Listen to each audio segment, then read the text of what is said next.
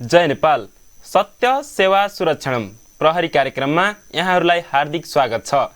दर्शकबिन, समाजमा घट्ने विभिन्न अपराधहरूको सूक्ष्म अनुसन्धान, दोषीलाई कारबाही र पीडितलाई सन्तुलित न्याय प्रदान गर्दै अपराधरहित समाजको निर्माण गर्ने उद्देश्यले पाक्षिक रूपमा फेवा टेलिभिजन पोखराबाट हामीले यो कार्यक्रम प्रस्तुत गर्दै आइरहेका छौँ।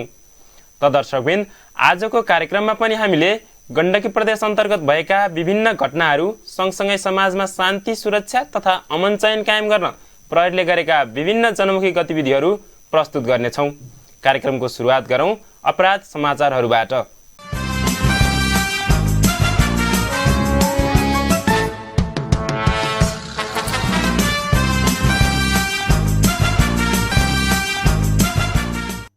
जिल्ला प्रहरी कार्यालय लमजुङको प्रहरी टोलीले यही भाद्र 7 गते ठूलो मात्रामा अवैध जंगली जडीबुटी सहित एकजनालाई पक्राउ गरेको छ।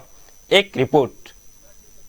जिल्ला प्रहरी कार्यालय लमजुङको प्रहरी टोलीले यही भाद्र 7 गते ठूलो मात्रामा अवैध जंगली जडीबुटी सहित एकजनालाई पक्राउ गरेको छ। पक्राउ पर्नेमा जिल्ला लमजुङ बेसी शहर नगरपालिका वडा नम्बर 7 बस्ने 38 वर्षीय सिद्धमाया तामाङ रहेकी छिन्। घरमा अवैध रूपमा जंगली जडीबुटी लुकाई छिपाई संकलन गरी राखेको भन्ने विशेष सूचनाका आधारमा जिल्ला प्रहरी कार्यालय लमजुङबाट खटिएको विशेष प्रहरी टोलीले निजको घरमा खानतलासी गर्दा विभिन्न प्रजातिको अवैध जंगली जडीबुटी फेला पारेको हो। पक्राउ परेकी घरधनी सिद्धिमाया तामाङको घरबाट प्रहरीले अवैध जडीबुटी डालिङ 476.1 केजी, वन लसुन 154 केजी, कुड्की 24.6 केजी, जटामसी 14.9 केजी, सुगन्धवाल 18.3 केजी, सतुवा 4.4 केजी, वन आलु 2.2 केजी गरी जम्मा 695.1 केजी जडीबुटी बरामद गरेको हो। पक्राउ परेकी सिद्धिमाया तामाङ तथा बरामद भएका उक्त जडीबुटी आवश्यक कारबाहीको लागि डिभिजन वन कार्यालय लमजुङ पठाइएको छ। घटनाको विषयमा थप अनुसन्धान पनि भइरहेको छ। कास्की जिल्लाका विभिन्न स्थानमा भएका चोरीका घटनामा संलग्न 7 जनालाई जिल्ला प्रहरी कार्यालय कास्कीको प्रहरी टोलीले पक्राउ गरी कानुनी दायरामा ल्याउन सफल भएको छ। एक रिपोर्ट। यही भाद्र 13 गते जिल्ला प्रहरी कार्यालय कास्कीबाट खटिएको प्रहरी टोलीले पार्किङ गरिराखेको ट्रकबाट ब्याट्री चोरी गर्ने 5 जनाको गिरोहलाई पक्राउ गरेको छ। पोखरा महानगरपालिका 14 चौथे खसी बजारमा पार्किङ गरिराखेका 4वटा ट्रकबाट 5 थान ब्याट्री चोरी गर्ने उक्त गिरोहलाई प्रहरीले पोखराका विभिन्न स्थानबाट पक्राउ गरेको हो। पक्राउ पर्नेमा बाँके नेपालगञ्ज 8 घर भई पोखरा 14 हेवली मार्ग बस्ने 24 वर्षीय कमल पुन, दाङ नारायणपुर 10 मसिना घर भई पोखरा हेवली मार्ग नै बस्ने 19 वर्षीय विनोद भनिने अजय चौधरी, धादिङ सिद्धलेख गाउँपालिका 3 घर भई पोखरा काजी पोखरी बस्ने 25 वर्षीय पूर्णबहादुर माझी, भारत बिहार घर भई पोखरा 10 वीरेन्द्र चोक बस्ने दिनेश शाह र 42 वर्षीय विनोद प्रसाद जैसवाल रहेका छन्। त्यस्तै चोरी कार्यमै संलग्न रहेको एक दम्पतिलाई समेत कास्की प्रहरीले पक्राउ गरेको छ। गत भदौ 10 गते पोखरा 13 गौडाको मुख स्थित जयमार्गको एक घरबाट 1,95,000 रुपैयाँ नगद र सामग्री चोरी भएको भन्ने सूचनाको आधारमा खटिएको जिल्ला प्रहरी कार्यालय कास्की र वडा प्रहरी कार्यालय रामबजारको संयुक्त प्रहरी टोलीले सोही दिन नै उनीहरूलाई पक्राउ गरेको हो। पक्राउ पर्नेमा पोखरा 12 बस्ने 23 वर्षीय सन्तोष लामिछाने र उनकी श्रीमती 20 वर्षीय रोशनी थापा मगर लामिछाने रहेका छन्। प्रहरीले उनीहरूको साथबाट 42 इन्चको LG स्मार्ट टिभी 1 थान, क्यानन क्यामेरा 1 थान, मोबाइल 1 थान र लत्ता कपडा भाँडा बर्तन बरामद गरेको छ। पक्राउ परेका सबैजना उप कास्की प्रहरीले थप अनुसन्धान तथा कारबाही प्रक्रिया अगाडि बढाएको छ।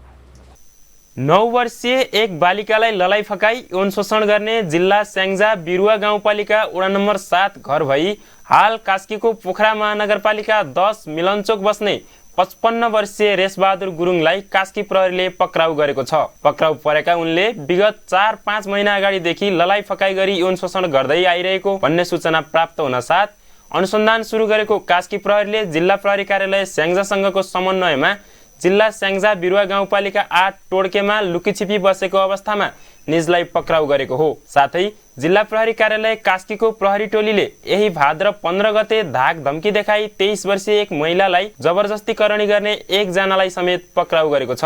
पक्राउ पर्नेमा जिल्ला कास्की पोखरा महानगरपालिका 10 अन्नपूर्ण टोल बस्ने 55 वर्षीय हरिबहादुर गुरुङ रहेका छन्। पक्राउ परेका दुवैजनालाई प्रहरीले जबरजस्ती करणी सम्बन्धी मुद्दा दर्ता गराई अनुसन्धान तथा कारबाही प्रक्रिया अगाडि बढाएको छ। जिल्ला प्रहरी कार्यालय कास्की र मातहतका प्रहरी कार्यालयहरूले ठूलो मात्रामा लागु औषध गाँजा, चरेस र प्रतिबन्धित ट्याब्लेट सहित 7 जनालाई पक्राउ गरेका छन्। एक रिपोर्ट।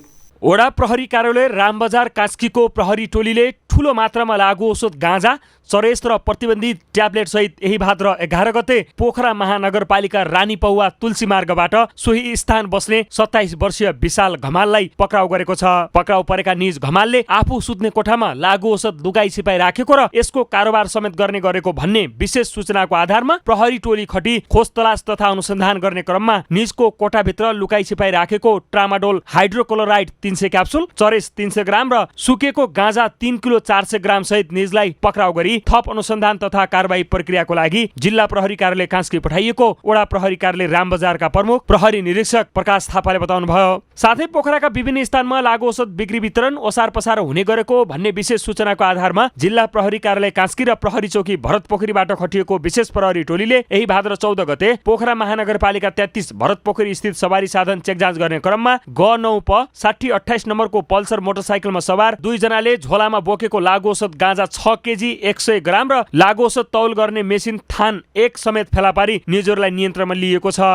पक्राउ पर्नेमा जिल्ला तनहुँ शुक्ला गण्डकी 12 घर भई हाल जिल्ला कास्की पोखरा महानगरपालिका 17 बिरौटा बस्ने 23 वर्षीय संजोग विक र पोखरा महानगरपालिका 27 बिरौटा बस्ने 20 वर्षीय सिलास विक रहेका छन्। त्यस्तै इलाका प्रहरी कार्यालय हम्सपुर कास्कीबाट खटिएको गस्ती टोलीले चेक जाँच गर्ने क्रममा यही भाद्र 4 गते पोखरा महानगरपालिका 27 ज्यामिरे कुनाबाट सोही वडाकै अर्घौं चोक बस्ने 23 वर्षीय सन्दीप विक र 29 वर्षीय किशोर तिमेलसेनालाई 1 किलो 460 ग्राम लागु औषध गाँजा सहित पक्राउ गरेको छ। पक्राउ परेका सबैजना उप लागु औषध नियन्त्रण ऐन 2033 विपरीतको कसुर अन्तर्गत मुद्दा दर्ता गरी घटनाका विषयमा थप अनुसन्धान भइरहेको छ। दण्डहीनताको अन्त्य गर्दै कानुनी राज्यको स्थापनाका लागि विभिन्न मिति र समयमा अपराध कार्यमा संलग्न भई अदालतबाट दण्ड सजाय तोकी फरार रहेका प्रतिवादी पक्राउ गर्ने गण्डकी प्रदेश प्रहरी कार्यालय पोखराको अभियान अन्तर्गत प्रदेश मातहतका विभिन्न प्रहरी कार्यालयहरूले ठूलो संख्यामा फरार प्रतिवादीहरू पक्राउ गरेका छन्। एक रिपोर्ट। दण्डहीनताको अन्त्य गर्दै कानुनी राज्यको स्थापनाका लागि विभिन्न मिति र समयमा अपराध कार्यमा संलग्न भई अदालतबाट दण्ड सजाय तोकी फरार रहेका प्रतिवादी पक्राउ गर्ने गण्डकी प्रदेश प्रहरी कार्यालय पोखराको अभियान अन्तर्गत प्रदेश मातहतका विभिन्न प्रहरी कार्यालयहरूले ठूलो संख्यामा फरार प्रतिवादीहरूलाई पक्राउ गरेका छन्। विभिन्न अपराधमा संलग्न भई फरार रहेका प्रतिवादीहरू कानुनी दायरामा नआए आम नागरिकमा कानुनी प्रणाली एवं सम्पूर्ण कानुन व्यवस्थामाथि नै पर्ने नकारात्मक प्रभावलाई मध्यनजर गर्दै फरार रहेका अपराधी पक्राउ अभियान अन्तर्गत उक्त फरार प्रतिवादीहरूलाई पक्राउ गरिएको हो। सोही क्रममा जिल्ला प्रहरी कार्यालय म्याग्दीको प्रहरी टोलीले कर्तव्यज्ञान मुद्दाका फरार प्रतिवादी धौलागिरी गाउँपालिका 3 दर बस्ने 44 वर्षीय चन्द्रबल घरतीलाई 20 वर्षपछि यही भाद्र 7 गते पक्राउ गरेको छ। साथै जिल्ला प्रहरी कार्यालय म्याग्दीले नै भलिबल खेलमा भएको विवादपछि हत्या गरी फरार रहेका 5 जना व्यक्तिहरूलाई 11 वर्षपछि यही भाद्र 16 गते पक्राउ गरेको छ। यस आर्थिक वर्षको हालसम्म जिल्ला प्रहरी कार्यालय म्याग्दी तथा मातहतका प्रहरी कार्यालयहरूले 19 जना फरार प्रतिवादीहरू पक्राउ गरिसकेका छन्। साथै जिल्ला प्रहरी कार्यालय कास्कीको प्रहरी टोलीले यही भाद्र 16 गते विभिन्न मुद्दाका 28 जना फरार प्रतिवादीहरूलाई पक्राउ गरेको छ भने यस आर्थिक वर्षको हालसम्म 85 जना फरार प्रतिवादीहरूलाई पक्राउ गरिसकेको छ। त्यस्तै प्रभावकारी रूपमा अभियान नै सञ्चालन गरी फरार प्रतिवादी पक्राउ गरिरहेको जिल्ला प्रहरी कार्यालय तनहुँले यस आर्थिक वर्षको हालसम्म 58 जना, गोर्खाले 30 जना, लमजुङले 10 जना, बागलुङले 3 जना, स्याङ्जाले 3 जना गरी 208 जना फरार प्रतिवादीहरूलाई पक्राउ गरी आवश्यक कारबाहीका लागि सम्बन्धित निकाय समक्ष पेश गरिएको छ। दर्शकवृन्द, अब भने हाम्रा गतिविधिहरूको पालो।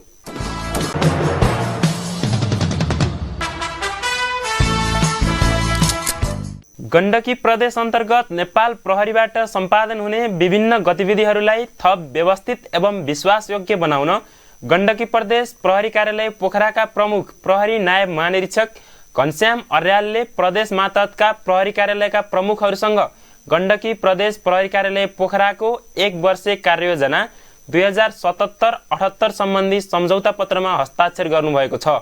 यही भाद्र 8 गते गण्डकी प्रदेश अन्तर्गत नेपाल प्रहरीबाट सम्पादन हुने विभिन्न गतिविधिहरूलाई थप व्यवस्थित, पुरस्कृत तथा विश्वासयोग्य बनाउन गण्डकी प्रदेश प्रहरी कार्यालय पोखराका प्रमुख प्रहरी नायब महानिरीक्षक घनश्याम अर्यालले प्रदेश मातहतका प्रहरी कार्यालयका प्रमुखहरूसँग गण्डकी प्रदेश प्रहरी कार्यालय पोखराको 1 वर्षे कार्ययोजना 2077-78 सम्बन्धी सम्झौता पत्रमा हस्ताक्षर गर्नुभएको छ। गण्डकी प्रदेश प्रहरी कार्यालयमा आयोजना गरिएको उक्त कार्यक्रममा प्रहरी नायब महानिरीक्षक अर्यालले प्रदेश प्रहरी तालिम केन्द्र गण्डकी प्रदेशका समादेशक प्रहरी वरिष्ठ उपरीक्षक दिवेश लोहनी, दंगा नियन्त्रण प्रहरी गण तनहुँका प्रमुख प्रहरी उपरीक्षक डाक्टर मेघ बहादुर खत्री, गण्डकी प्रदेश ट्राफिक प्रहरी कार्यालय पोखराका प्रमुख प्रहरी उपरीक्षक विनोद घिमिरे साथै जिल्ला प्रहरी कार्यालय कास्की प्रमुख प्रहरी उपरीक्षक जीवन कुमार श्रेष्ठसँग कार्य सम्पादन सम्झौता पत्रमा हस्ताक्षर गर्नुभएको हो। साथै उहाँले गण्डकी प्रदेश सशस्त्र प्रहरी गण प्रदेश अन्तर्गतका जिल्ला प्रहरी कार्यालय नवलपरासी पूर्व, गोर्खा, लमजुङ, तनहुँ, स्याङ्जा, पर्वत, बागलुङ, म्याग्दी, मुस्ताङ र मनाङ, नेपाल पुलिस स्कुल बेलचौतारा तनहुँ, विपद व्यवस्थापन गुल्मा बागलुङसँग समेत भिडियो कन्फरेन्स मार्फत कार्य सम्पादन सम्झौता पत्रमा हस्ताक्षर गर्नुभयो। कार्यक्रमलाई सम्बोधन गर्नुहुँदै प्रहरी नायब महानिरीक्षक अर्यालले उक्त कार्ययोजनाले नेपाल प्रहरीले विगतदेखि नै सम्पादन गर्दै आइरहेका विविध गतिविधिहरूलाई थप परिष्कृत, व्यवस्थित, परिणाममुखी एवं आम नागरिकका भावनालाई आत्मसात गर्न प्रहरी सेवा प्रवाहको गुणस्तर अभिवृद्धि गरी आगामी दिनमा संगठनको सुदृढीकरण र सबलीकरणमा मार्गदर्शन प्रदान गर्ने विश्वास व्यक्त गर्नुभएको थियो। साथै सम्पूर्ण कार्यालयहरूले कार्ययोजना अनुरूपको कार्य सम्पादनमा दृढताका साथ लाग्न लगाउन समेत उहाँले निर्देशन गर्नुभयो। प्रहरी सेवा प्रवाहका विषयमा बोल्दै उहाँले दिन प्रतिदिन आम नागरिकको प्रहरीप्रतिको अपेक्षामा वृद्धि भइरहेको, साथै प्रहरी कार्यालय आम नागरिकको विश्वास र भरोसाको केन्द्रबिन्दु भएकाले त्यहाँ आउने सेवाग्राहीलाई आचरणयुक्त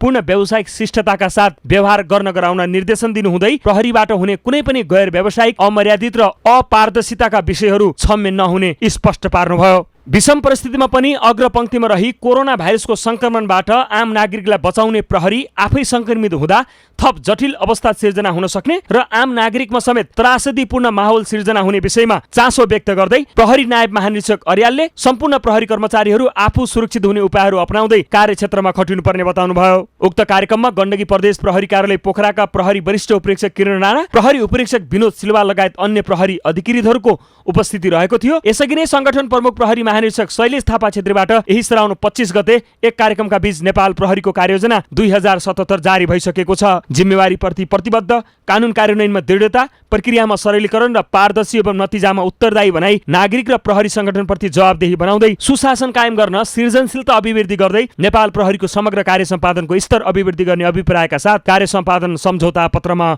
हस्ताक्षर गरिएको छ। तनहुँको आफूखैरेनी गाउँपालिका 4 मुगलिन पुल्जिप स्थित स्थापना भएको अस्थायी प्रहरी पोस्ट मुगलिन पुल्जिपको गण्डकी प्रदेश सरकारका माननीय आन्तरिक मामिला तथा कानुन मन्त्री हरिबहादुर चुमानले स्थलगत अवलोकन तथा निरीक्षण गर्नुभएको छ। तनहुँको आबु खैरिनी गाउँपालिका 4 मुगलिन पुल्जिप स्थित स्थापना भएको अस्थायी प्रहरी पोस्ट मुगलिन पुल्जिपको यही भाद्र 13 गते गण्डकी प्रदेश सरकारका माननीय आन्तरिक मामिला तथा कानुन मन्त्री हरिबहादुर चुमानले स्थलगत अवलोकन तथा निरीक्षण गर्नुभएको छ।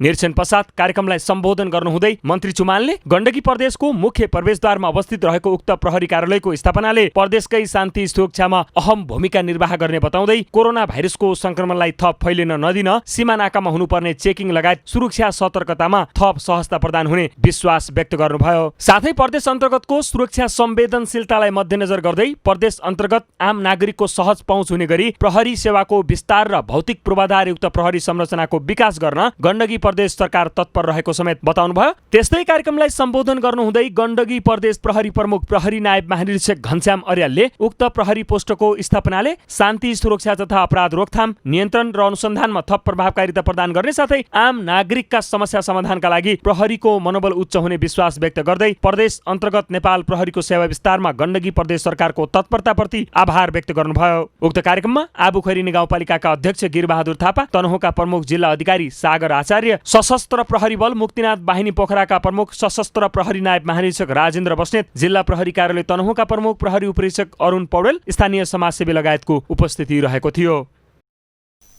कोरोना भाइरसको संक्रमण रोक्न विभिन्न जनचेतनामूलक कार्यक्रमहरू गर्दै आइरहेको जिल्ला प्रहरी कार्यालय पर्वतको प्रहरी टोलीले जिल्लाका विभिन्न स्थानहरूमा सचेतनामूलक होर्डिङ बोर्डहरू राखी सचेतना अभिवृद्धि गराइरहेको छ। एक रिपोर्ट।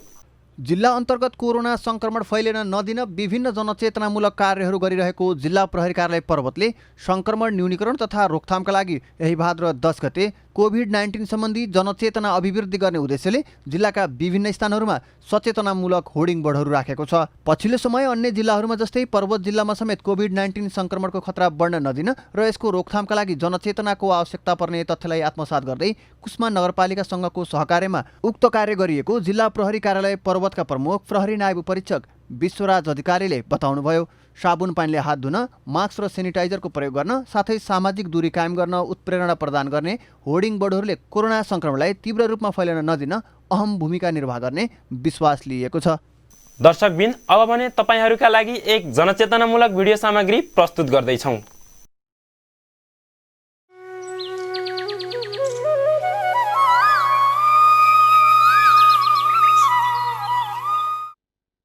हेर छोरी, हामी संसारको सबभन्दा भाग्यमानी बुवा हो, किनकि हामीले तिमी जस्तो छोरी पाएका छौँ। हेर्दा हेर्दै तिमी डाक्टर पनि हुने भइसक्यो। हामी असाध्यै खुसी छौँ छोरी। हो छोरी, तिमीले अहिलेसम्म हाम्रो विश्वासलाई टुट्न दिएको छैनौ। अब हामी छिट्टै डाक्टर ल्याएका आमा बुवा बन्दैछौँ अनि तिमीलाई डाक्टर भएको हेर्ने हाम्रो सपना अब छिट्टै पुरा हुँदैछ। मम्मी पनि अहिले नै यस्तो कुरा नगर्छौ न। रिजल्ट नै आएको छैन, त्यसमाथि हजारौं जनाले एक्जाम एटेन्ड गरिरहेको छ। खै मलाई त कस्तो डर लागिरहेछ। त्यसमाथि हजुरहरूले पहिले नै यस्तो कुरा गर्छिन्छ। हेर छोरी, तिमी पढाइमा पहिलेदेखि नै अब्बल नै झन् त तिमीले कलेजै टप गरेपछि हामी तिमीप्रति अझै आशावादी छौँ। अब तिमी जस्तो विद्यार्थीको नाम निस्किएर तिम्रो डाक्टर बन्ने यात्रा रोकिएला भने त हामी कल्पनै गर्न सक्दैनौँ।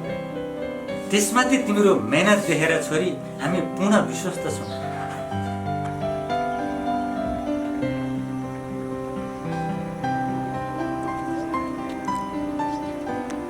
यार त पनि कति एउटै कुरा मात्रै गरे भने के रिजल्ट हो यार, जे पनि हुन सक्छ। अनि सुन्न, फेरि पासै हुनुपर्छ भन्ने पनि त छैन नि। त्यही माथि रिजल्ट त आएको पनि छैन। मनको बागले खाओस् नखाओस्, मनको बागले खाने भने चाहिँ यही हो। हिँड बरु जाउँ। तैँले भनेको कुरा पनि ठिकै हो, तर पनि कता कता मलाई असाध्यै डर लागिरहेछ। केही गरी म फेल भइहालेँ भने त मम्मी बाबाको म डाक्टर बनेको हेर्ने सपना त्यसै चौपट हुन्छ। त्यसमाथि उहाँहरूले मलाई असाध्यै विश्वास गर्छिन्छ। यो रिजल्ट भन्ने कुरा पनि कसले बनायो होला है? होइन, पागल हुन थालिस् कि क्या हो? रिजल्टले धेरै कि धेरै प्रेसर कसरी लिन्छ भने कि धेरै सोच्न थालिस् भने त डाक्टर बन्ने चाहिँ होइन, तँलाई चाहिँ डाक्टर कहाँ लैजानु पर्ला नि फेरि। त्यसमाथि त झन् कलेजको ब्रिलियन्ट लेडी, पास भइहाल्छस् नि। फेरि सुन मामु, मलाई कस्तो डर लागिरहेछ। कतै नाम ननिस्क्यो भने कसरी मुख देखाउने होला भनेर। छोरी, तिमी चिन्तै नगर न। अब तिमी जस्तो स्टुडेन्टको नाम ननिस्केर कसको निस्किन्छ त? अब छिट्टै तिमी ठुलो डाक्टर बन्दैछौ।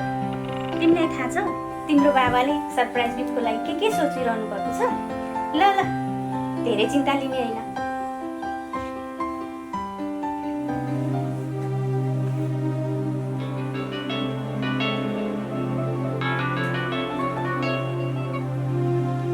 बुनु भन् त। ए रिया, तैँले एउटा कुरा थाहा पाइस्? के कुरा नि भन् त? हाम्रो रिजल्ट आइसक्यो नि आज।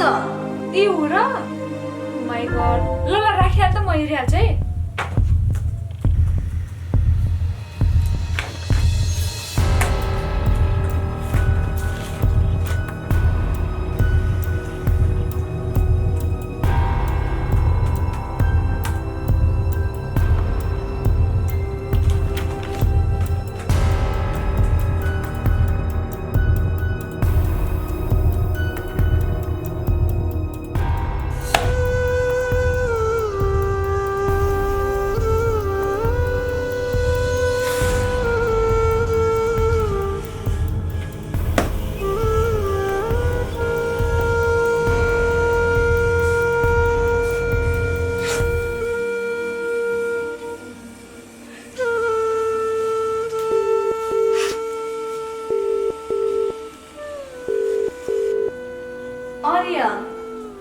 सरी यार, मैले नि हेरेँ, तर तैँले आफूलाई सम्हाल है त। जे नहोस् भनेको थिएँ, आखिर त्यही भयो बुनु। मम्मी बाबाले म माथि कति धेरै विश्वास गरिसक्यो। अब उहाँहरूको अगाडि म कसरी मुख देखाउने? म बाँचेको त कुनै अर्थै भएन। बरु योभन्दा त म मरेकै ठिक छ। हेरिया, त्यस्तो कुरा नगर। किरो मात्रै नाम ननिस्केको हो र भने दुःख मान्नु पर्ने कुरै छैन नि। तैँले नि आफ्नो तर्फबाट त 100% दिएकै होस् नि।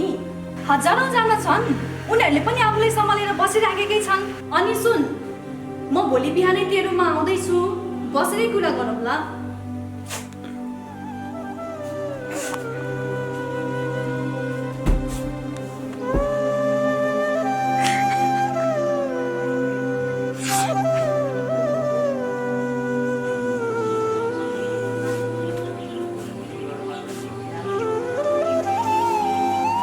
हेर्दा हेर्दै तिमी डाक्टर पनि हुने भइसक्यो। हामी असाध्यै खुसी छौँ छोरी।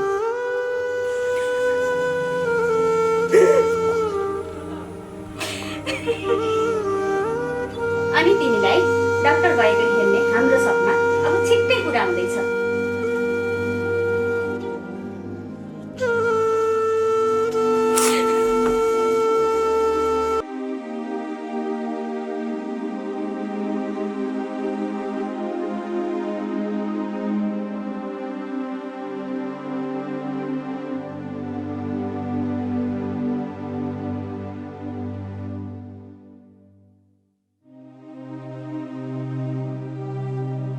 हेलो अङ्कल, अङ्कल, रिया कहाँ छे?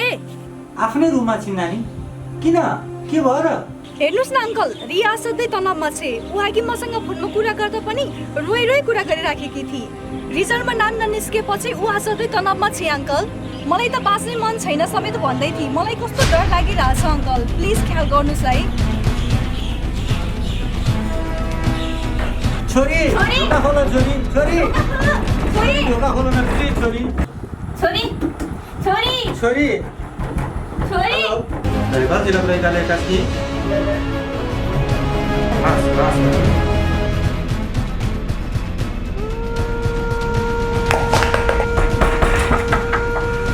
छोरी छोरी छोरी छोरी के गर्दै छोरी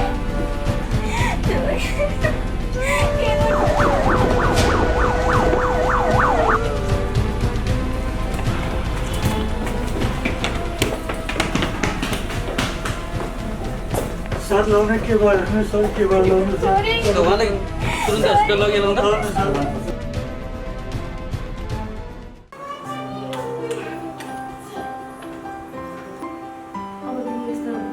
हामीले सधैँ माया उसहरू दिएर विदेशी कुराहरूलाई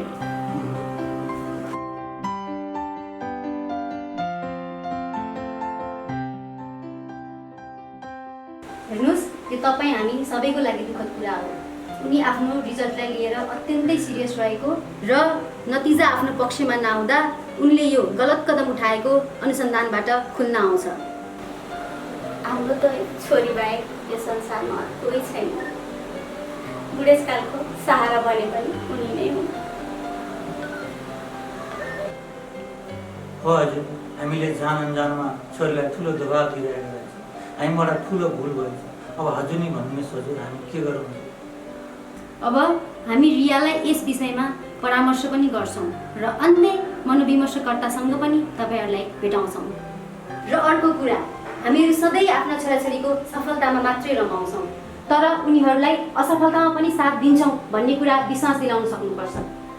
हामी सबैलाई आफ्ना छोराछोरी सधैँ 1 नम्बरमा नै चाहिन्छ, तर 1 नम्बरभन्दा बाहेकका व्यक्तिहरू पनि यो संसारमा सफल छन् भन्ने कुरा हामीले बुझ्न र अरूलाई बुझाउन सकेका छैनौँ।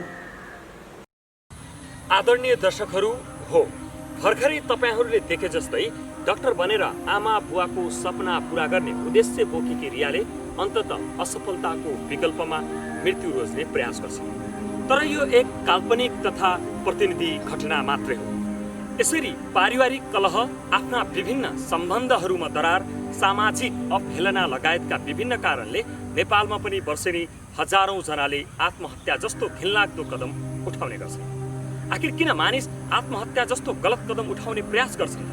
यसका मनोवैज्ञानिक कारणहरू के हुन् भन्ने विषयमा मनोपरामर्शविद डाक्टर सुशील कडेल।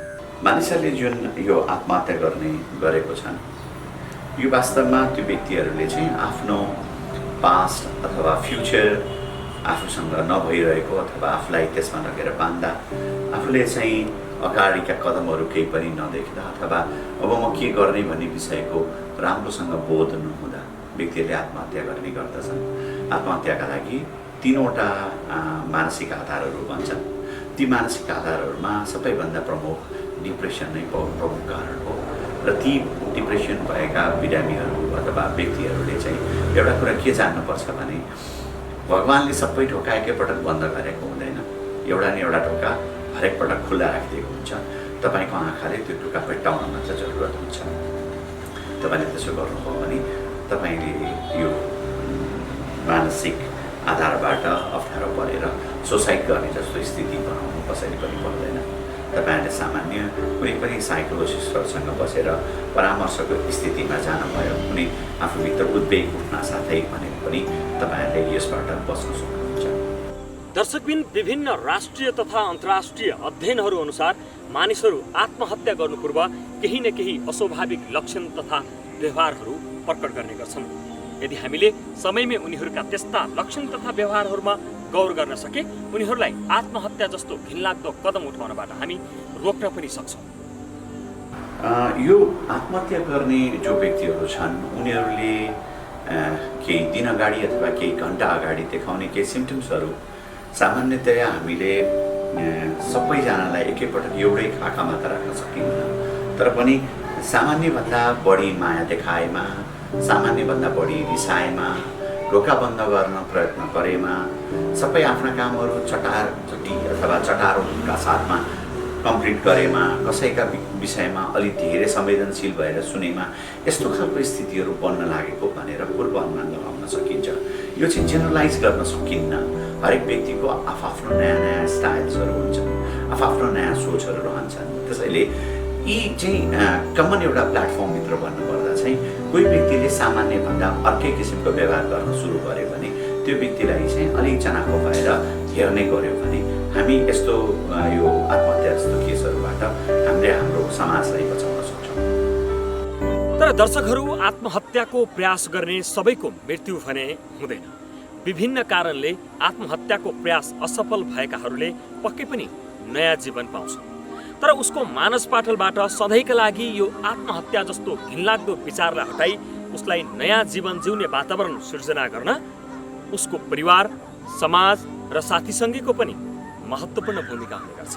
आत्महत्या गर्न प्रयास गरेको तर आत्महत्या गर्दा गर्दै असफल भएको स्थितिमा त्यस्तो व्यक्तिहरूलाई चाहिँ साथीभाइहरूको, इष्टमित्र, परिवारजनहरूको चाहिँ अत्यन्तै ठुलो भूमिका रहन्छ। ती व्यक्तिहरूले चाहिँ हामीले सकेसम्म उनीहरूलाई अग्रगमनको व्यवस्थाहरू मिलाइदिने, उनका साना साना जहाँ प्रब्लम्सहरूमा उनीहरू अड्केका छन् त्यो प्रब्लम्सबाट बाहिर निकाल्न सहयोग गरिदिने, मानसिक आधारमा उनीहरूलाई अझ बलियो बन्नलाई सजिलो पारिदिने, यी सामान्य कुराहरू जुन चाहिँ साना साना कुराहरूले जोडिएका हुन्छन्, यी सामान्य कुराहरू मात्रै पनि म्यानेज गरिदिने हो प्राथमिक उपचारको तहमा र एउटा साइकोलोजिस्टहरूकोमा कोही पनि मनोपरामर्शदाता या साइक्लो एनालिस्ट या साइकोलोजिस्टकोमा तपाईँहरूले लिएर जाँदा चाहिँ उसलाई चाहिँ यो प्रक्रियाहरूबाट, यो अप्ठ्यारोपनबाट चाहिँ सदाका लागि फेरि उन्मुक्ति दिन सकिन्छ।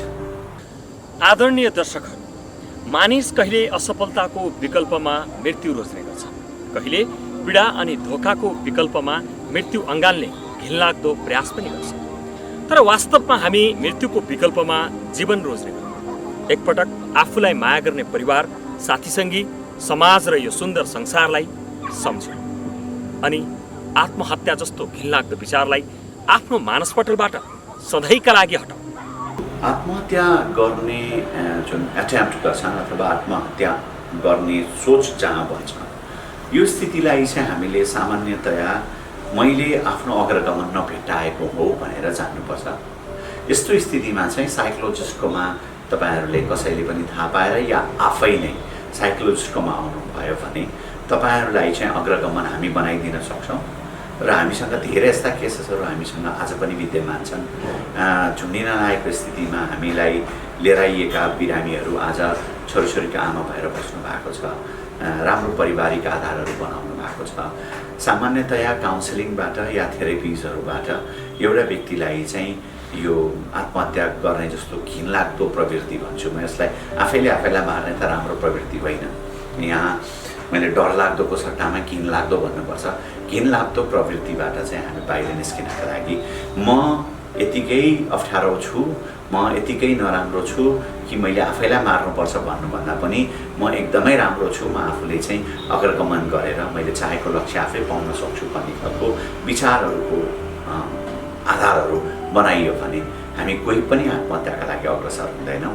तपाईँ 1 मिनट आँखा चिम्म गरेर सोच्नुहोस्, तपाईँको मम्मी बुवाले, तपाईँको आमाले, तपाईँको दाइ भाइ दिदी बहिनी सबले कसैले पनि तपाईँको त्यो बोरा जस्तो सिलाएको शरीर हेर्दा कति पीडा हुन्छ त्यो विषयमा विचार गर्नुपर्छ।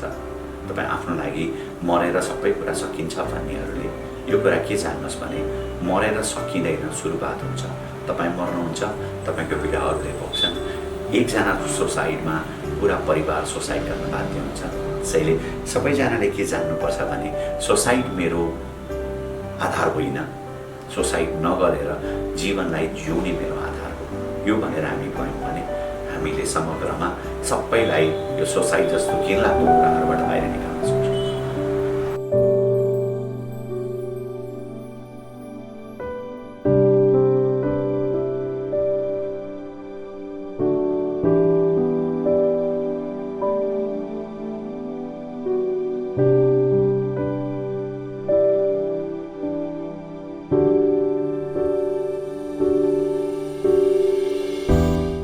हवस् त दर्शकबिन, गण्डकी प्रदेशभरि भएका विभिन्न घटना र गतिविधिहरू आजका लागि यति नै। तपाईँलाई आजको हाम्रो श्रृङ्खला कस्तो लाग्यो? हाम्रो कार्यक्रमबारे सल्लाह सुझाव तथा केही गुनासो भए हाम्रो इमेल ठेगाना gppo_newsdesk@nepalpolice.gov.np मा लेखी पठाउनुहोला र केही घटना तथा सूचना भए नजिकको प्रहरी कार्यालय वा 100 मा फोन गरी जानकारी गराउनुहोला। जय नेपाल।